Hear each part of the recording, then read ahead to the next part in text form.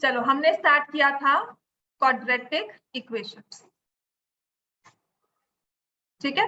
Quadratic equations में almost जो हम सब चीजें कवर कर चुके थे, उसमें नेक्स्ट हमारे पास है नेचर ऑफ रूट्स।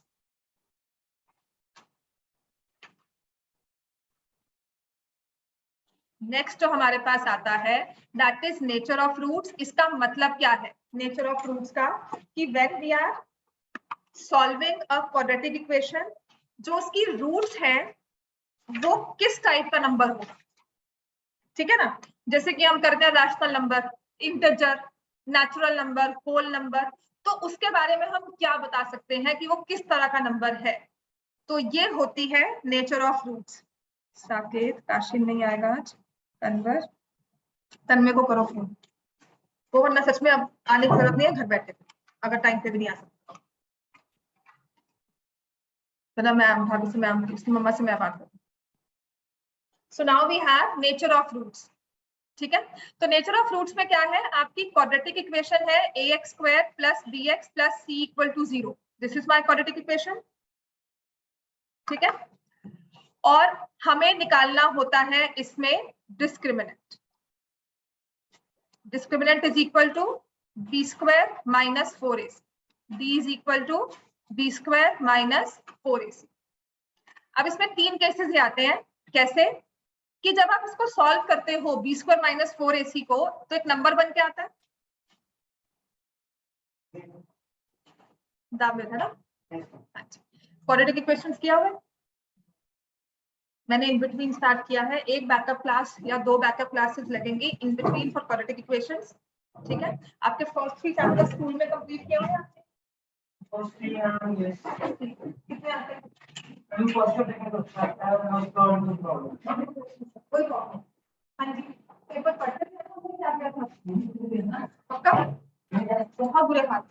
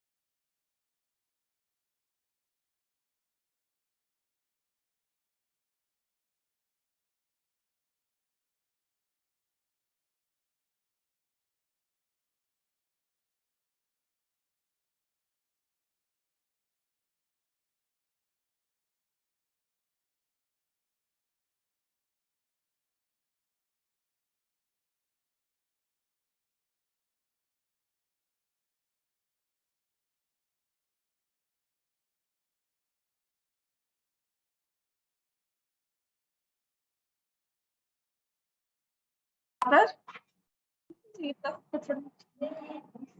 मुझे दे दो बस।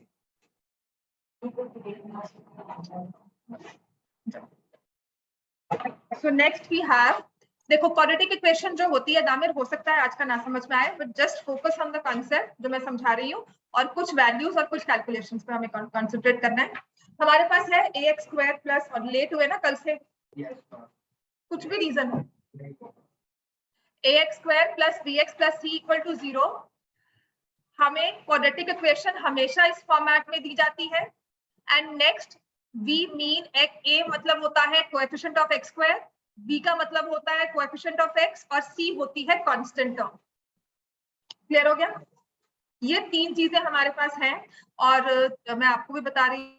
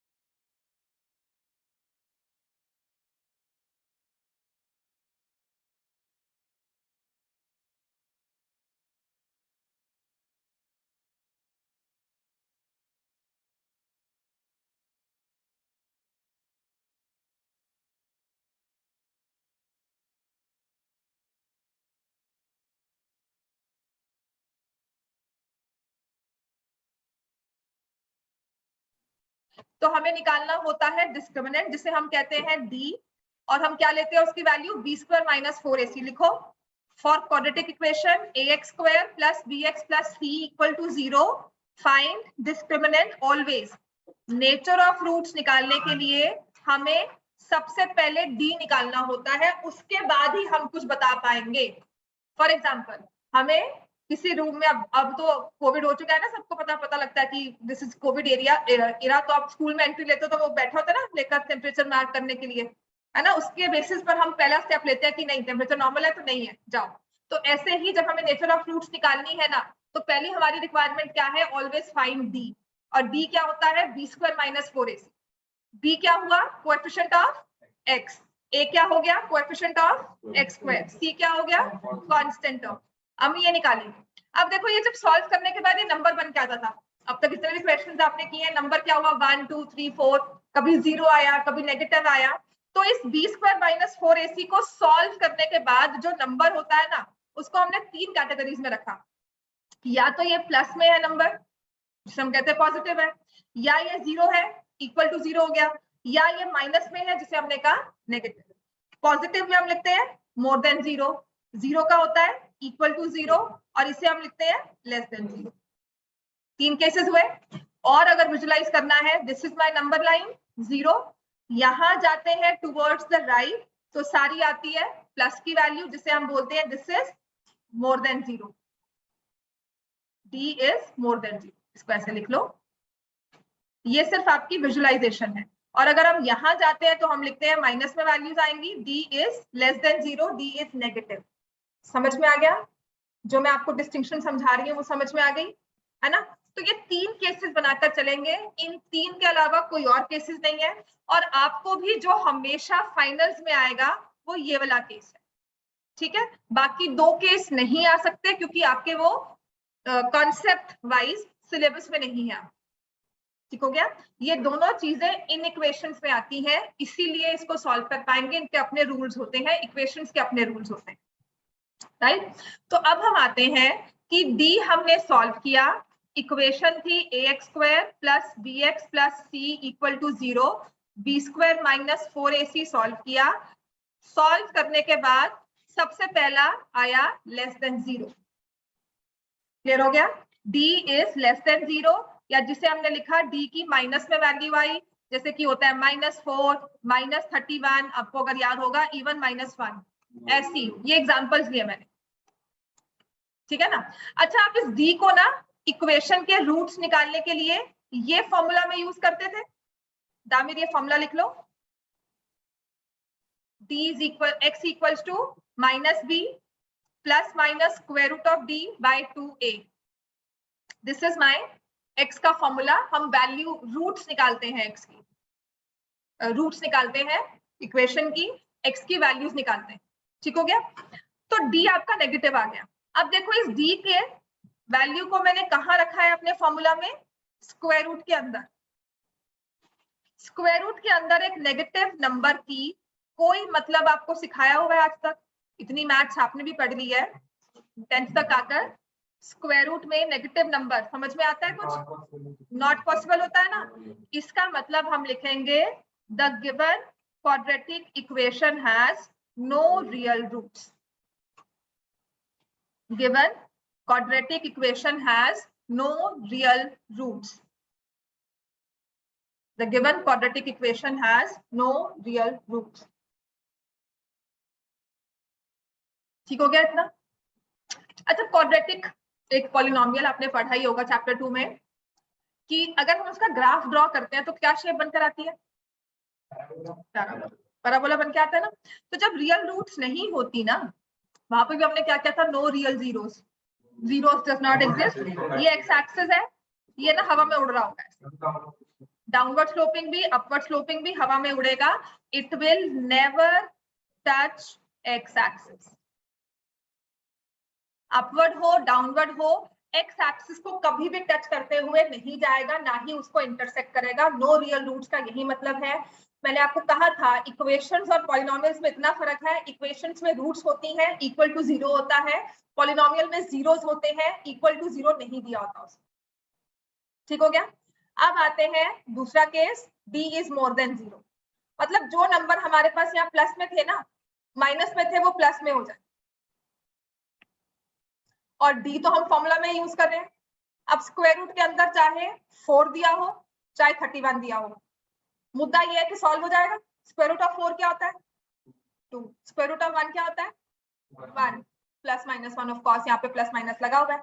31 का स्क्वायर रूट नहीं पता पर सॉल्व कर सकते हो, कुछ तो मेथड पता है ना हमें 31 का स्क्वायर रूट फॉर्म करना, ये डिवीजन मेथड आता है ना, नहीं आता होगा रिवाइज कर लोगे, निकाल सकते हो। कोशिश करेंगे तो हम 31 की अप्रोक्सीमेट स्क्वायर रूट फाइंड कर सकते हैं। हाँ जी, चैप्टर 8 में किया, क्लास 8, ठीक हो गया। तो अब इसका मतलब है कि जब d मोर देन 0 है, d पॉजिटिव है, तो आप एक सेम नंबर को प्लस करोगे, उसी सेम नंबर को माइनस करोगे, तो इसमें हम कहते हैं roots are real and distinct. समझ में आ गया? क्या लिखेंगे इसमें? लिखो roots are real and distinct. Distinct का मतलब दो डिफरेंट नंबर्स हैं, एक 4 होगी एक 2 होगी, एक 2 प्लस रूट 31 है, एक 2 माइनस रूट 31 है। फॉर एग्जाम्पल ऐसे एक रूट 4 है और एक रूट 2, दो डिफरेंट नंबर्स हैं, 4 मार्क्स आए 2 मार्क्स आए, फर्क है कि नहीं है? 4 मार्क के क्वेश्चन में मैं 4 मार्क्स दे दूं और 4 मार्क के क्वेश्चन में 2 मार्क्स दे दूं, चुप हो, बिल्कुल शांत हो, कोई फर्क नहीं कि फर्क है। हाँ, इसीलिए दो डिस्टिंक्ट नंबर्स हैं ये।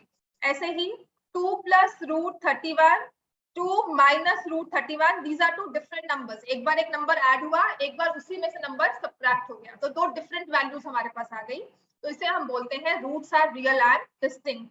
मतलब समझ में आ गया ये? राइट। अब इसी में अगर आप एक्स एक्सिस के साथ पैराबोला बनाओगे ना, तो it will intersect X axis at two different points. Shape ये भी हो सकती है अपवर्ड, शेप डाउनवर्ड भी हो सकती है, it will intersect X axis. समझ में आ गया इतना? It will always intersect X axis. दामिर समझ में आया यहाँ तक? ठीक है, सिर्फ आपको फॉर्मूला नहीं समझ में आएगा अगर होगा, पर अभी मैं क्वेश्चंस करवाऊंगी तो हो सकता है। d इक्वल टू 0, अब ये आपका सबसे इंपॉर्टेंट केस है क्योंकि क्वेश्चन इसी पे आते हैं, और लास्ट ईयर अभी जो पेपर होकर चुका है ना टर्म 2 का 10th का, उसमें क्वेश्चन आया हुआ। ठीक हो गया? तो d इज इक्वल टू 0। अब d यहाँ पे 0 हो गया, एक बार आपने लिखा minus b plus minus square root 0 by 2a, minus b plus 0 by 2a minus b minus 0 by 2a। दो रूट्स आ गए, दोनों क्या है? सेम नंबर, जिसे हम क्या कहते हैं? Equal roots. The roots are equal, कि एक ही नंबर है।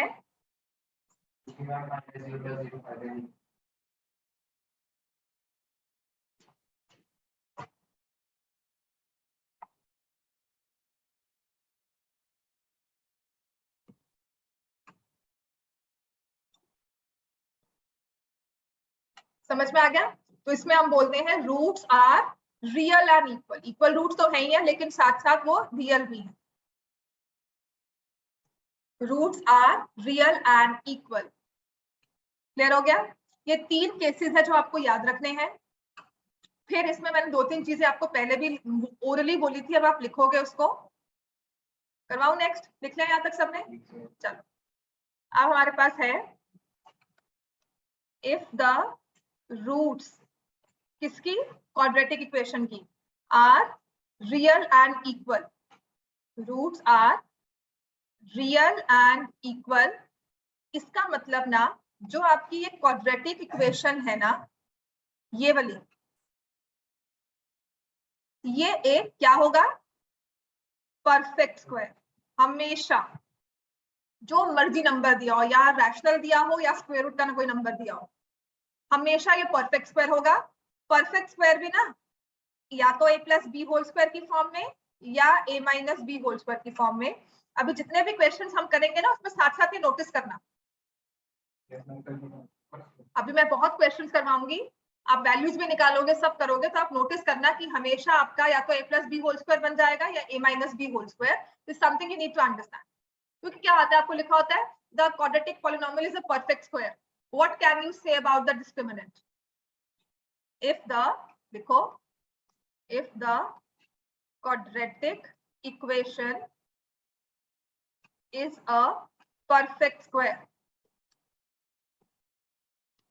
what is value of d? कुछ नहीं दिया हुआ, उसने कहा है ax square plus bx plus c equal to 0 एक परफेक्ट स्क्वायर है, तो अब d की वैल्यू को क्या मान लोगे? 0। ये आपका 1 मार्क का क्वेश्चन आता है पेपर। ये परफेक्ट स्क्वायर है और मैंने आपको कहा है कि जब भी ये परफेक्ट स्क्वायर होगा तो डिस्क्रिमिनेंट क्या होना चाहिए? 0। क्लियर हो गया इतना? ठीक है, अब ऐसे ही इतना हमने लिख लिया है। अब दो चीजें हम और लिखेंगे इसमें। क्लियर है इतना? अच्छा, इक्वल रूट्स में पता क्या होगा आपका? जो ये ग्राफ जा रहा है ना, किस तरह से बनकर आएगा? हाँ, it will touch the x axis. ये एक्स एक्सिस है हमारी, या तो ऐसे टच करता हुआ जाएगा या फिर, क्लियर हो गया, अपवर्ड है या downward, it will touch the x axis. This touch वाला जो हमारा सिस्टम होता है ये शो करता है कि इस पॉलिनोमियल के या इस क्वाड्रेटिक इक्वेशन के इक्वल रूट्स हैं। समझ में आ गया? क्योंकि क्वेश्चन ना कभी कभी क्या दिया होता है, given quadratic equation touches the x axis eight one point, find the discriminant. ठीक हो गया?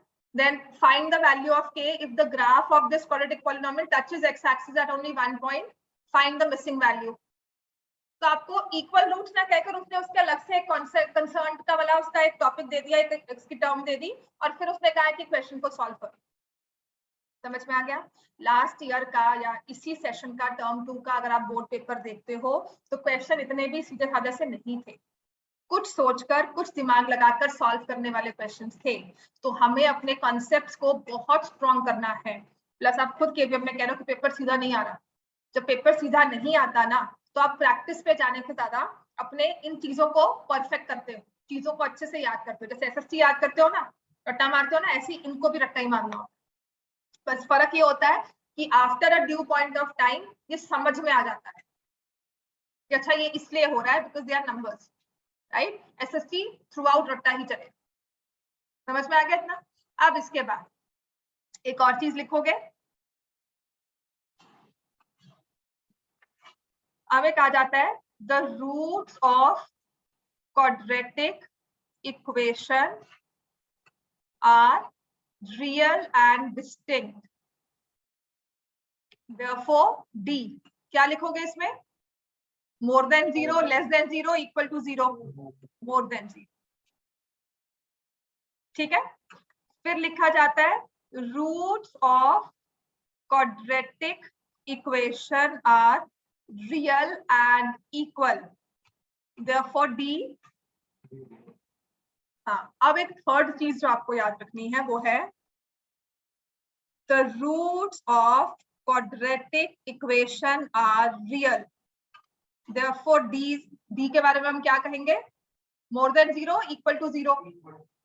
कुछ भी हो सकता है, वो मोर देन 0 भी हो सकता है, इक्वल टू 0 भी हो सकता है, उसको हम ये चीज लिखते हैं। समझ में आ गया? तो आपको कहा जाए ना कि d more than equal to 0 दिया हुआ है तो आप लिखोगे द रूट्स आर रियल। वो डिस्टिंक्ट है या नहीं है, वो इक्वल है या नहीं है, वो स्पेसिफिक वैल्यूज पे डिपेंड करेगा। मैं बता नहीं सकती हूँ, मेरे पास इंफॉर्मेशन इनकम्प्लीट है। समझ में आ गया? मैं ये इसलिए लिखवा रही हूँ क्योंकि आपके नोट्स अभी इकट्ठे हो जाएंगे, पर जहां कोई क्वेश्चन आएगा मैं आपको बता दूंगी कि यहाँ पर ये कहा गया है, ये आपके लेवल का क्वेश्चन है या नहीं है। आपके लिए बस यही एक चीज सॉल्विंग की बहुत इंपॉर्टेंट है जो आपके पास आएगी।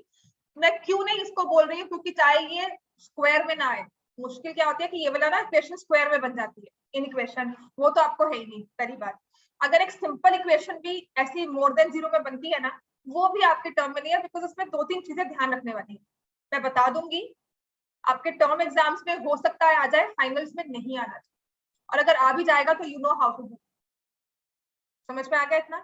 क्वेश्चन स्टार्ट करें। ये 3 चीजें हमें याद रखनी है। आपका सबसे इंपॉर्टेंट चीज है ये वाला, जिसपे आपको क्वेश्चन आएगा ही आएगा। आपके अभी के टर्म 2 सीबीएसई में भी क्वेश्चन आया था और वो बहुत सीधा साधा क्वेश्चन नहीं था। ऐसा था जो हम करते हैं कि नहीं ये नहीं आएगा, नंबर बेस्ड क्वेश्चन नहीं था, प्रूव वाला क्वेश्चन था। अब आ जाओ पेज 91 एक्सरसाइज 4.4, हम उससे स्टार्ट करेंगे क्वेश्चन नंबर 1 से।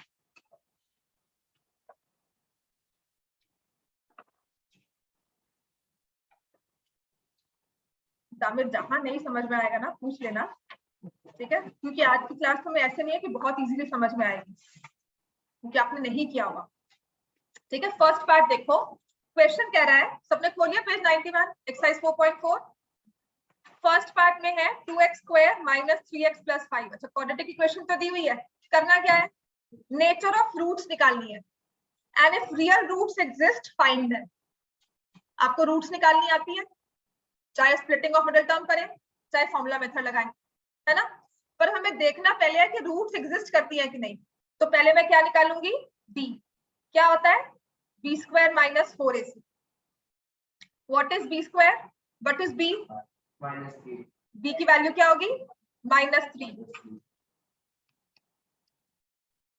a की वैल्यू क्या होगी, a को हमने क्या कहा था, coefficient of x square, c को हमने क्या कहा था, coefficient of c is the constant term, coefficient of x raise to power 0 या कांस्टेंट टर्म। ठीक हो गया, तो -3 का स्क्वायर कितना होता है, और इसको सॉल्व करेंगे तो क्या आएगा 40, क्या आंसर आ गया -31। नो रियल रूट्स, काम खत्म, हमें रूट्स निकालनी भी नहीं है, क्योंकि क्या होगा जब आप फॉर्मूला लगाओगे ना, x is equal to -b plus minus square root of d by 2a, ये फॉर्मूला लगाओगे तो क्या होगा आपका, ये तो आपने सारी टर्म्स लिख ली, बस स्क्वायर रूट में आ गया -31। तो अब बताओ जी इस -31 का हम क्या करें, हम कुछ नहीं कर सकते। आप, मैं इसको कैसे समझा सकती हूँ ना आपको, कैलकुलेटर्स होते हैं, है ना, देखना घर जाकर 31 का और फिर स्क्वायर रूट करना, बड़ा सा नंबर बन के आ जाएगा, हाँ बिल्कुल आ जाएगा, है ना।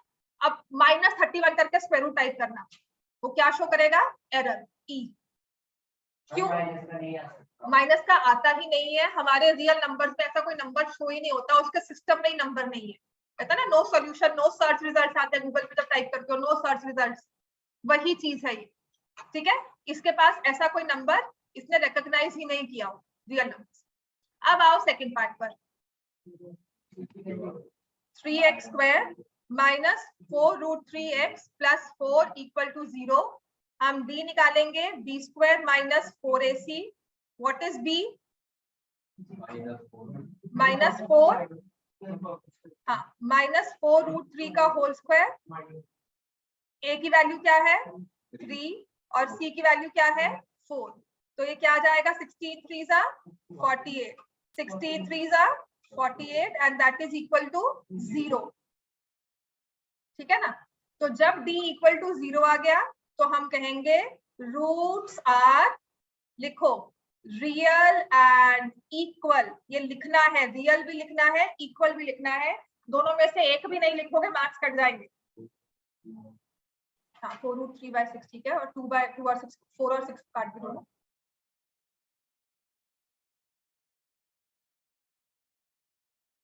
Have I understood this everyone? समझ में आ गया हमें, roots are real and equal. अच्छा, यहाँ तक छोड़ने को नहीं कहा, उसने कहा है कि जहां पे रूट्स एग्जिस्ट करती हैं वहां पर सॉल्व भी करो।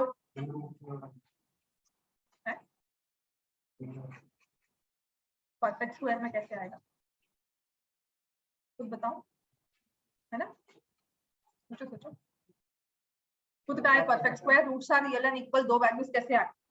हम क्या करते हैं, डी हमने निकाल लिया, फिर हम फॉर्मूला यूज करते हैं, -b plus minus square root of b by 2a।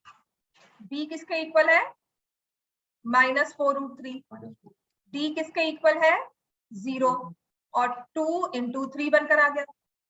तो एक बार 4√3 में 0 प्लस किया और 4√3 में 0 को माइनस किया, -2 क्यों होगा,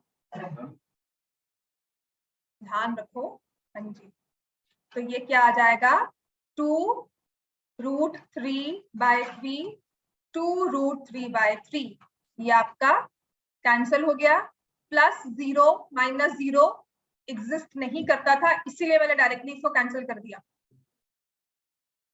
माइनस कह रहे थे, माइनस नहीं है ना, 2√3/3, 2√3/3, these are the equal roots. And अगर इसको ध्यान से देखोगे तो ये परफेक्ट स्क्वायर है ना। देखो कैसे, 3x² माइनस 4√3x प्लस 4, ये ना 10th वाला फैक्टराइजेशन आ गया।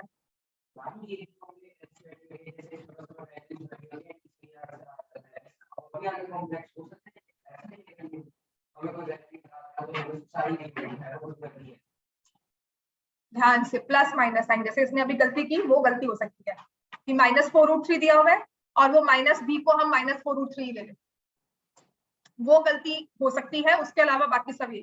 तो ये परफेक्ट स्क्वायर बन गया ना, √3x - 2 का होल स्क्वायर, है ना।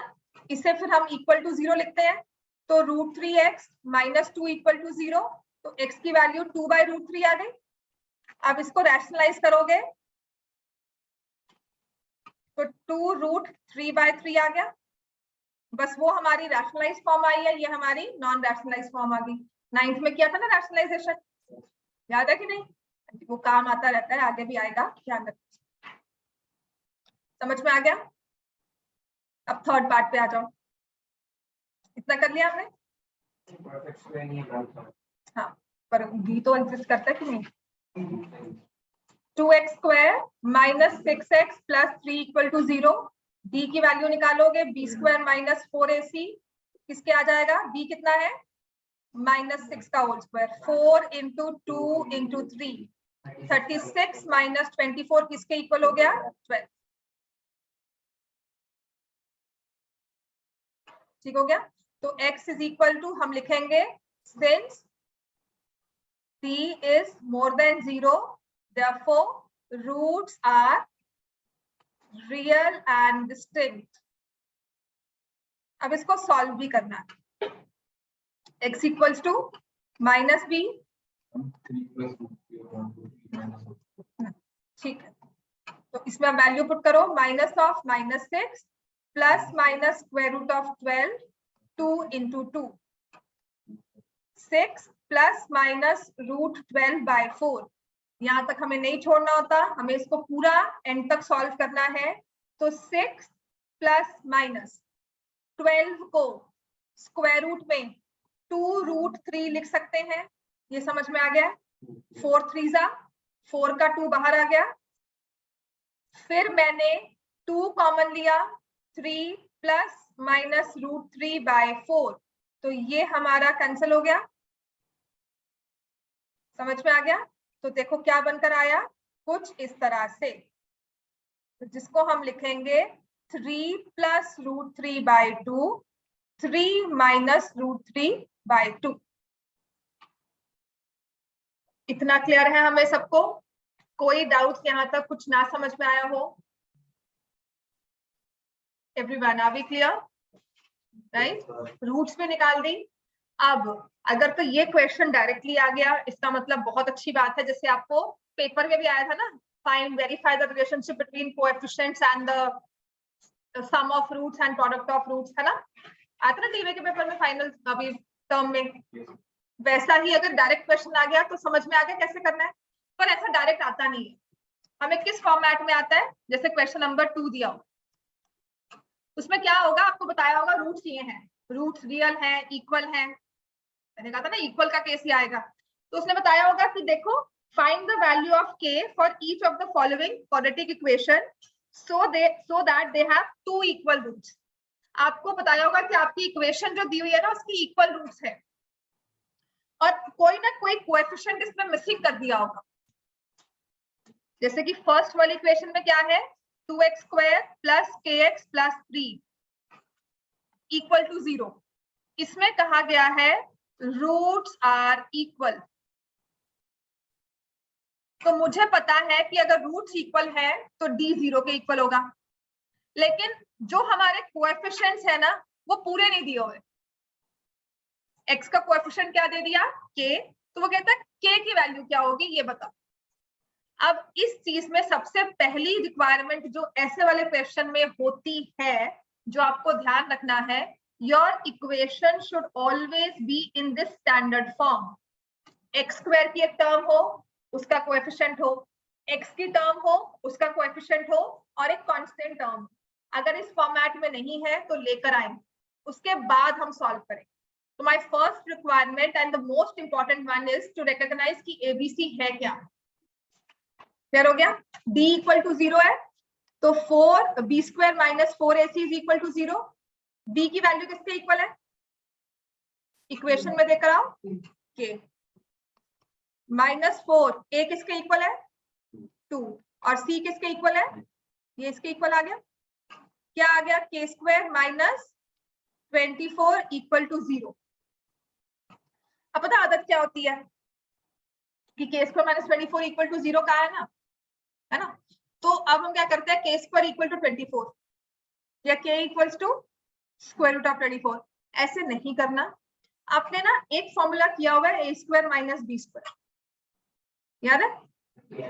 a plus b a minus.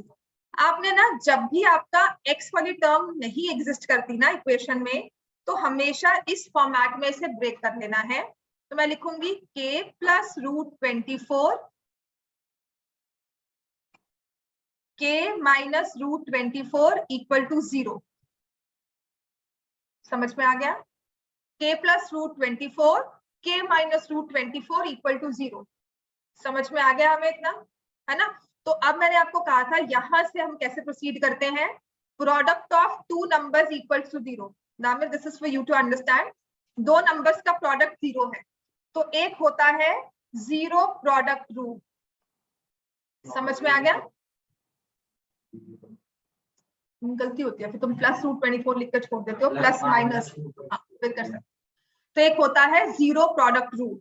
उसमें क्या है कि दो नंबर्स का प्रोडक्ट अगर 0 आ गया तो कम से कम उसमें से एक नंबर इक्वल टू 0 हो। ठीक है ना? तो वही क्वाड्रेटिक इक्वेशंस में भी और यहाँ पर भी वही। तो k is equal to minus root 24, k is equal to plus root 24। k की वैल्यू यहाँ पर सॉल्व करोगे तो माइनस 2 रूट 6 आ गई। k की वैल्यू क्या आ गई?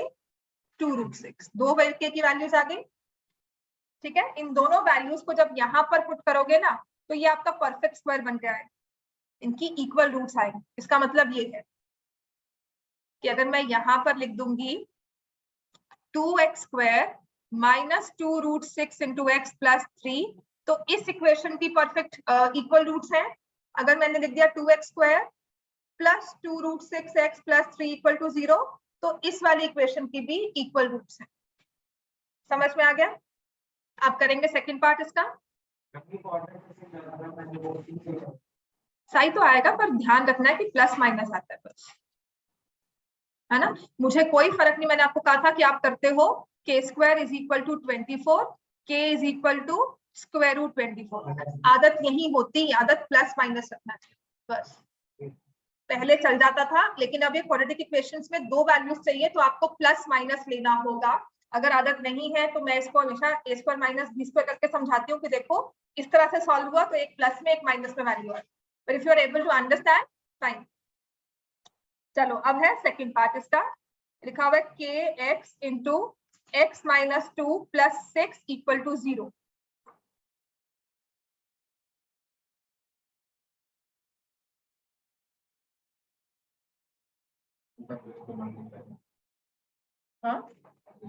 हाँ जी, क्योंकि हमारी ये फॉर्मेट वो नहीं है। एक्स स्क्वायर की टर्म कहाँ है पता नहीं, एक्स की टर्म कहाँ है नहीं, कांस्टेंट टर्म अलग से है, बस वही दिख रही है, बाकी टर्म्स नहीं दिख रही। तो हम पहले क्या करेंगे, इसको अपने डिजायर्ड फॉर्म में लेकर आएंगे। ax पहले ब्रैकेट्स, हाँ जी बिल्कुल बिल्कुल। हाँ जी, आप कुछ जानी बजानी से लग रही है ना, एक एक्स स्क्वायर की टर्म, एक एक्स की टर्म और एक कांस्टेंट टर्म। अब क्या हुआ है, roots are equal, therefore d is equal to 0। ठीक है, तो b square minus 4ac is equal to 0। अच्छा, b की वैल्यू क्या है?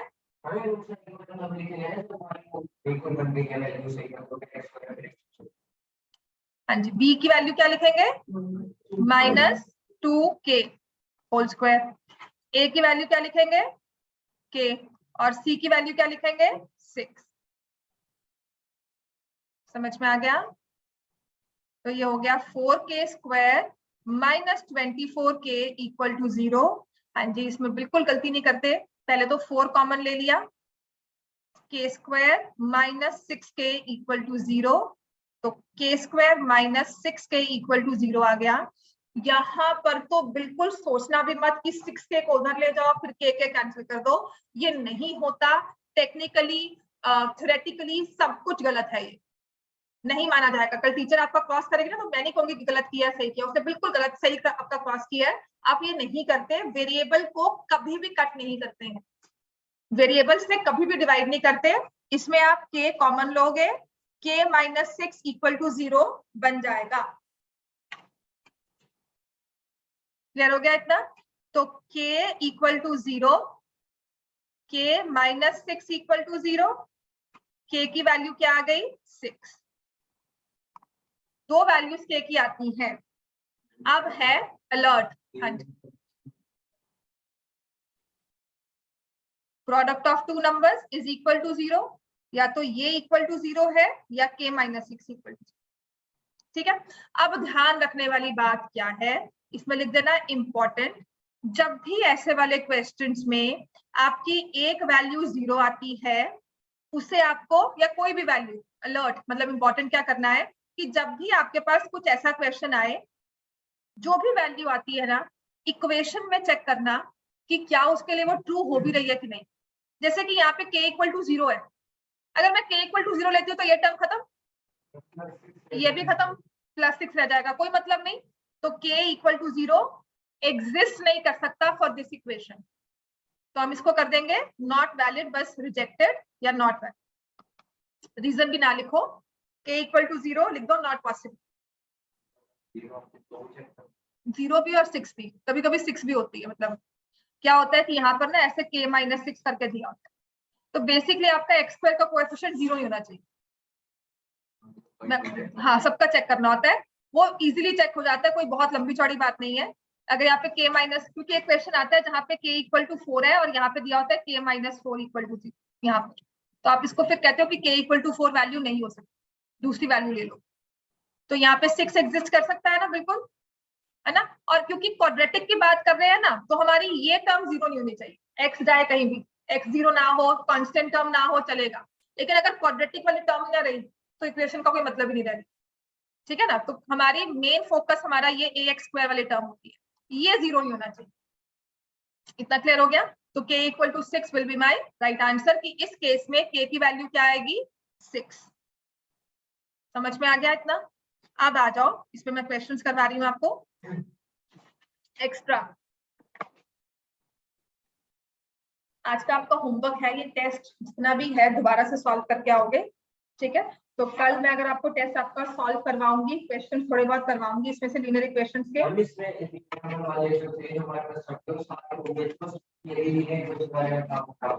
कोशिश करना कल घर से सॉल्व करने की, कल मैं क्लास में तो आपको करवा ही दूंगी, और परसों हो सकता है मैं आपको 2:30 बुलाऊं, मोस्ट प्रोबेबली मैं बुला लूंगी। 2 घंटे आपका लीनियर इक्वेशन रिवाइज करवा के ना, आई वांट कि एक बार फॉर्म में आ जाओ, सच में सुधर जाओ, पढ़ लो। चलो, ये क्वेश्चन है हमारा, find the value of k equation has real root equal roots. वो कहा हुआ है क्वेश्चन नंबर 1। देखो फर्स्ट है x square plus 4kx plus k square minus k plus 2 equal to 0।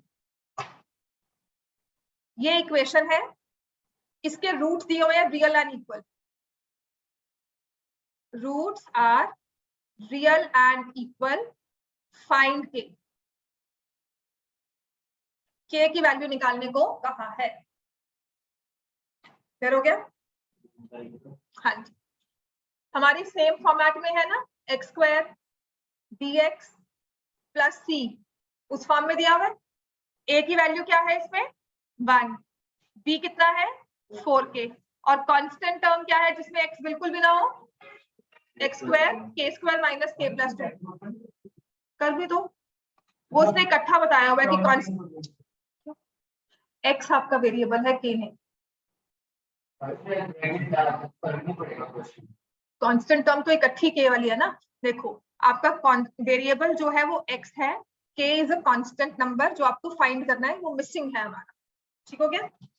तो roots are real and equal, find k, तो हम लिखेंगे d is equal to 0, b square minus 4ac is equal to 0, b की value क्या है 4k का whole square, a की value क्या है 1 और c की वैल्यू क्या है k square minus k plus 2 equal to 0। C पूरी इकट्ठी ये टर्म हो गई ना, जिसमें एक्स बिल्कुल भी नहीं है, वो सारा टर्म सी में आ जाता है। तब भी वही है, वो खुद ही देना पड़ेगा, उसमें किसी भी टर्म में सी नहीं है, एक्स नहीं। तो 4k का स्क्वायर कितना होता है 16k स्क्वायर, या मल्टीप्लाई कर दे अंदर, क्या आ जाएगा minus 4k square plus 4k minus 8। Any doubt still here?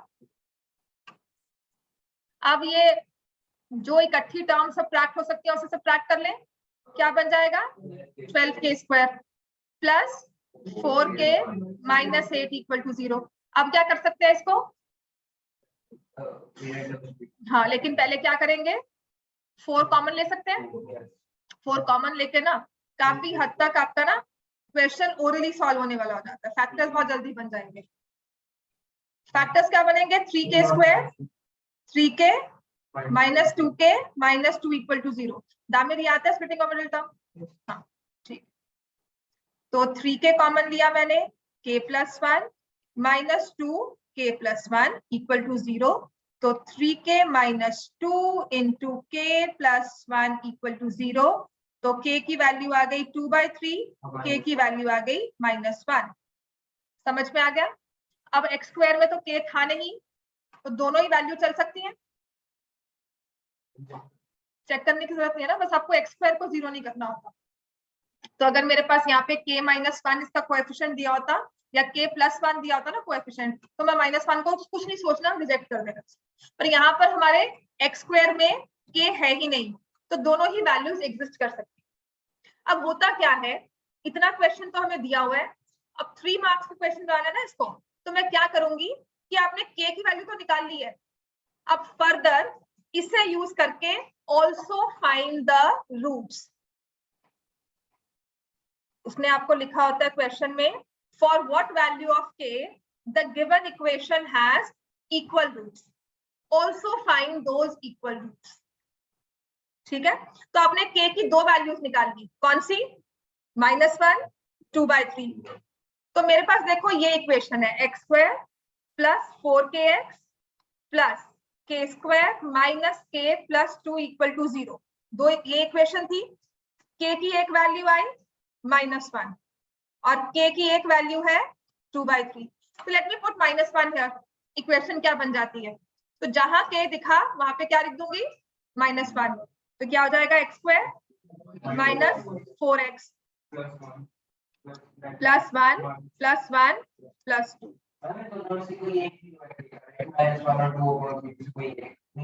दोनों है, दोनों ही वैल्यूज पुट करके x की वैल्यू निकाल। हाँ जी वही तो कर रही हूँ मैं, और क्या लिख रही हूँ,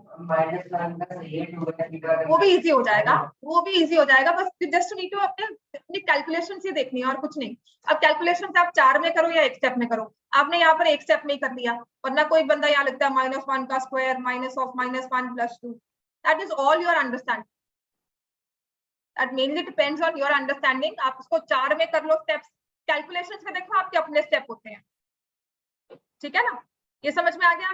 देखो ये क्या बन गया, x square minus 4x plus 4 equal to 0, ये बनकर आ गया ना, समझ में आ गया, ये बनकर आ गया ना।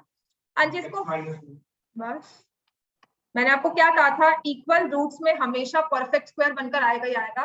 मैं ये क्यों बोल रही हूँ ना, आपको फैक्टराइज करना बड़ा आसान हो जाता है, आपके दिमाग में होगा परफेक्ट स्क्वायर है ना, तो आप इसको ओरली या आपके स्टेप्स कम हो जाते हैं, वरना आप सोचोगे इस पे स्प्लिटिंग ऑफ मिडिल टर्म लगाऊं, कभी कभी नंबर्स ऐसे हैं कि एकदम से नहीं स्ट्राइक किया, पर जहां परफेक्ट स्क्वायर ध्यान होगा आप फटाफट से उसे फैक्टराइज कर लोगे, तो x की वैल्यू क्या आएगी, समझ में आ गया? तो जब k इक्वल टू -1 है, इस इक्वेशन की रूट क्या हो जाएगी 2। इसका मतलब जो इसका ग्राफ बनेगा ना, ये 0 ये 1 और ये 2, ये 2 पर x एक्सिस को टच करता हुआ ऐसे जाएगा। ठीक है, थोड़ा सा मेरा इसकी अलाइनमेंट सी खराब सी होगी, So this is not 0.2, this is 0.2. समझ में आ गया? ग्राफ 2 पर टच करता हुआ जाएगा। अपवर्ड स्लोपिंग इसलिए लिया है क्योंकि यहाँ पर हमारा कोएफिशिएंट पॉजिटिव है x स्क्वायर का, जब नेगेटिव होता है तो डाउनवर्ड स्लोपिंग होता है। याद है ना? याद कर लो। अब आ जाओ k इक्वल टू 2/3 पे, है ना? इस पे आते हैं। x square plus 4 into 2/3x। अब जितनी जल्दी ये सॉल्व कर लोगे उतना अच्छा है। 4/9 माइनस 2/3 प्लस 2 इक्वल टू 0। समझ में आ गया? k को 2/3 पुट किया, 4/9 माइनस 2/3 प्लस 2। अब नेक्स्ट मुझे क्या करना है? एलसीएम लेना है। x square plus 8x/3। अब यहाँ पर मैं इसको एलसीएम लेके सॉल्व करूंगी। Now this all depends on your calculations. I'm not saying कि इसको दोबारा क्या लिखो। कुछ बच्चा ऐसा भी कर लेता है कि इसको अलग से सॉल्व कर लिया। 4, उसका फर्क क्या होगा? ये आपका पूरा स्टेप खत्म हो जाएगा। आप इसको दोबारा यहाँ नहीं कर रहे, अलग से सॉल्व करके आपने सिर्फ इसका आंसर लिख दिया। तो ये 6 प्लस 2 हो गया, नहीं प्लस 18। समझ में आया? मैंने एलसीएम लिया है। 4 minus 6 plus 18। Have you understood? Yes. तो ये 16/9 आ गया। देखो कहा यहाँ पर एलसीएम लिखते हैं, फिर नेक्स्ट स्टेप एक और बनाते हैं। तो ये हमारे पास आ गया x स्क्वायर। अब मैं 9 एलसीएम ले लूं। 9x square plus 24x plus 16 equal to 0।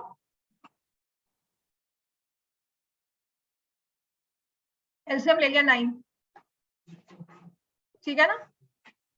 Clear है इतना सबको? एलसीएम लिया 9। 9x square plus 24x plus 16 equal to 0। Are we clear? Calculation ही है। मैंने वही कहा था कि यहाँ से आपकी कैलकुलेशन शुरू हो जाएगी। अब मुझे पता होगा कि ये परफेक्ट स्क्वायर है, तो आपको 16 इंटू 9 नहीं करना होगा। 144 से 144 के फैक्टर्स निकालो, वो चीज से हम बच जाते। तो मैंने अब क्या करना है? ये है 3x का होल स्क्वायर, ये है 4 का स्क्वायर। बस काउंटर अगर हो सकता है तो चेक कर लो कि देखो क्या ये सही है जो मैं बोल रही हूँ। सही है बिल्कुल। क्या हमारा 2 इंटू 3x इंटू 4 हमें 24x देता है? तो इसका मतलब ये क्या बन गया? 3x प्लस 4 का whole square is equal to 0। तो x की वैल्यू क्या आ गई? -4/3। तो आप लिखोगे इसके फाइनल आंसर में when k is -1 x is equal to 2 और k is equal to 2/3 x is equal to -4/3। ये पूरा हमारा आंसर है और पूरा ये आपका 4 मार्क्स का क्वेश्चन बनता है।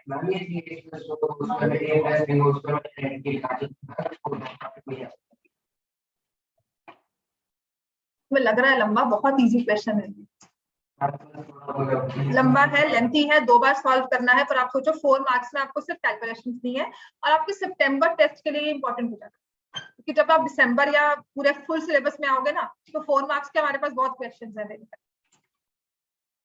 इसमें फिर मैं स्टेटमेंट प्रॉब्लम डालूंगी या फिर मैं इसको 3 मार्क्स पे लिखूंगी या सिर्फ इक्वल रूट्स तक का रखूंगी, तो वो 2 मार्क्स तक का हो जाएगा क्वेश्चन। समझ में आ गया? चलो अब नेक्स्ट लिखो। अब ये क्वेश्चन खुद करना, ठीक है? k minus 4x square. आज का आपका होमवर्क यही है, आप एक तो टेस्ट अपना अच्छे से सॉल्व करके लाओगे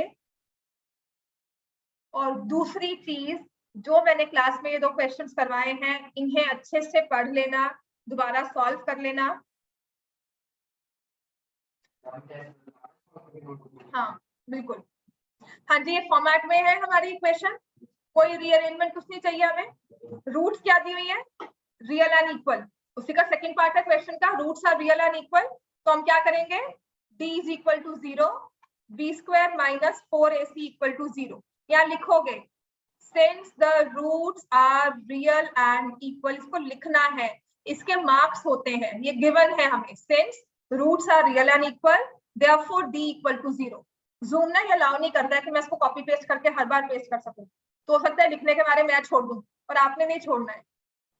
समझ में आ गया?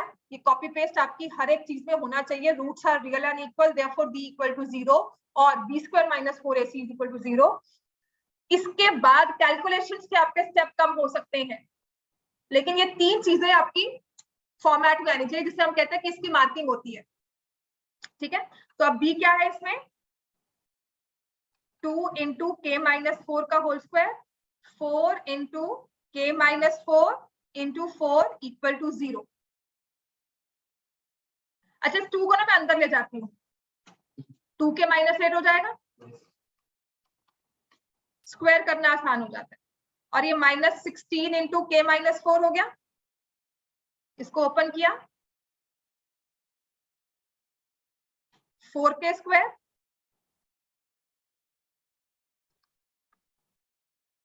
Plus 64 minus 32k। समझ में आ गया? a square plus b square minus 2ab, square का फॉर्मूला लगाया मैंने, minus 16k plus 64 equal to 0, 2ab, identity a minus b whole square.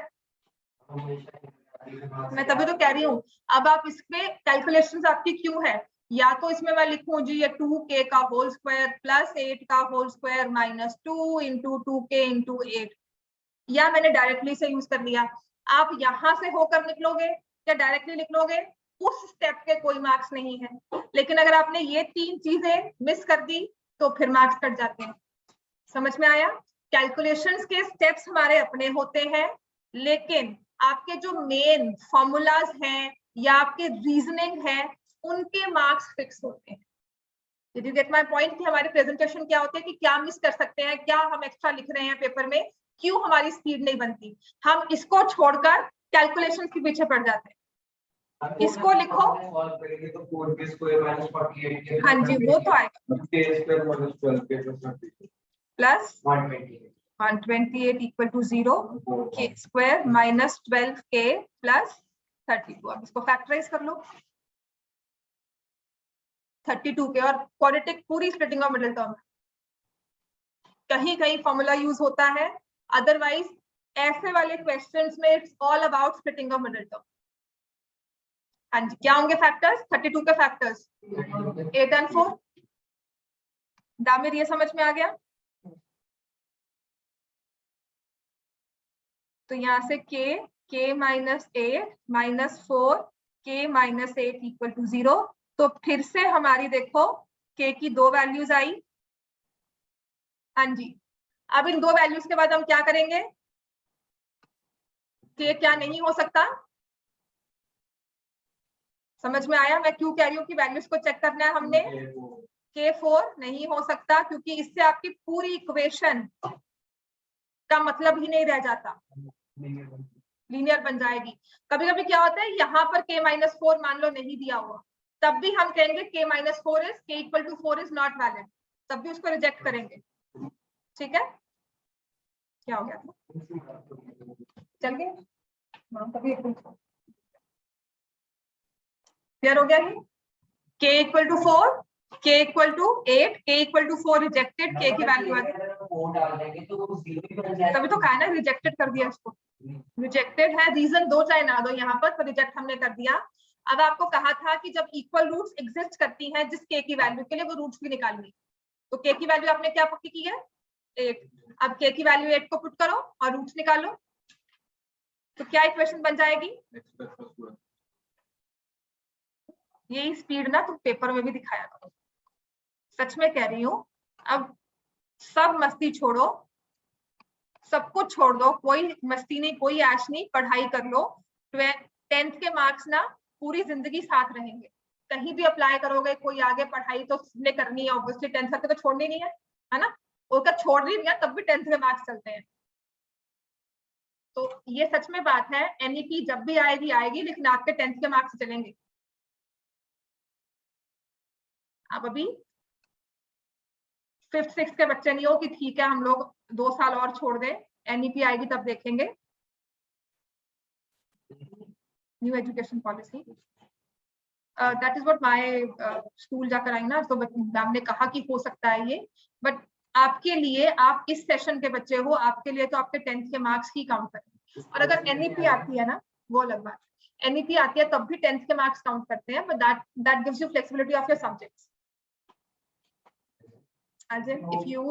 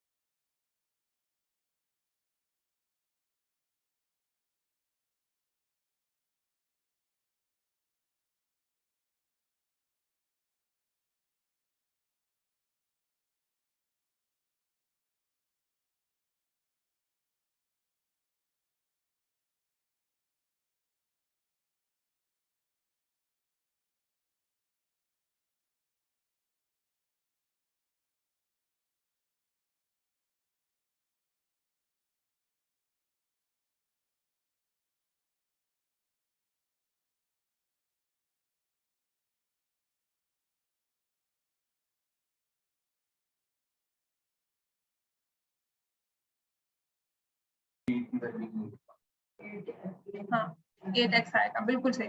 ठीक है, और एनईपी में एक और चीज है, इफ यू आपको वो वोकेशनल सब्जेक्ट्स हो जाएंगे ना साथ में, पता है? हाँ